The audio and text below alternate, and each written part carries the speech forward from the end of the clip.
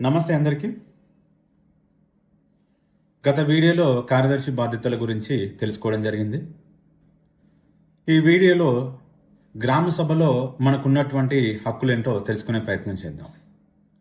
So ముఖ్యంగా గ్రామంలో నివసిస్తున్నటువంటి ప్రతి పౌరుడు గ్రామ సభలో పాల్గొనేటువంటి హక్కు ఉంది. సో దీనికి ఎలాంటి అప్రూవల్స్, ఎలాంటి డాక్యుమెంట్స్ సబ్మిట్ చేయాల్సినటువంటి అవసరం కూడా లేదు.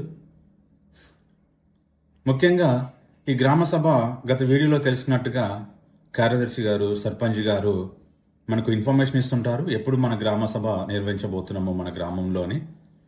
సో ఆ ఇన్ఫర్మేషన్ ద్వారా గ్రామంలో ఉన్నటువంటి ప్రతి పౌరులందరూ కలిసి గ్రామ సభలో అటెండ్ అవ్వాలి. ముఖ్యంగా గ్రామంలో ఉన్నటువంటి సమస్యలు, గ్రామంలో ఎలాంటి సమస్యలు ఉన్నాయి, గ్రామానికి ఎలాంటి అవసరాలు కావాలి, వీటిని గ్రామ సభలో తెలియజేయాల్సినటువంటి హక్కు మనకుంది.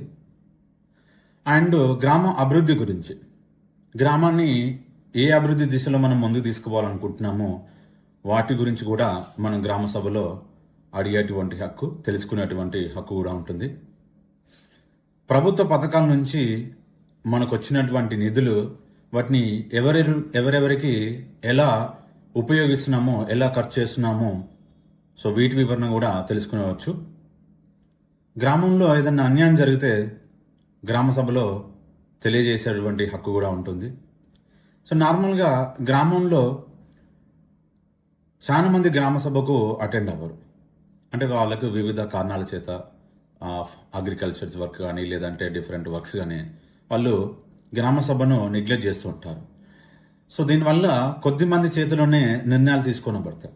అంటే నార్మల్గా గ్రామ సభకి 5-6 లేదంటే 10 మంది అటెండ్ అయితే ఆ 10 మంది చేతిలోనే గ్రామం ఎలా అభివృద్ధి చేయాలి, మనం వచ్చినటువంటి నిధులు ఎలా ఖర్చు చేయాలి అనే కొద్ది మంది చేతిలో నిర్ణయాలు తీసుకొని పడతాయి.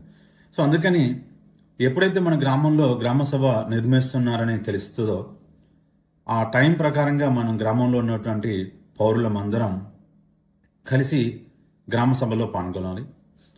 సో అప్పుడే మన గ్రామాన్ని ఒక అభివృద్ధి దిశగా తీసుకుపోబడుతుంది.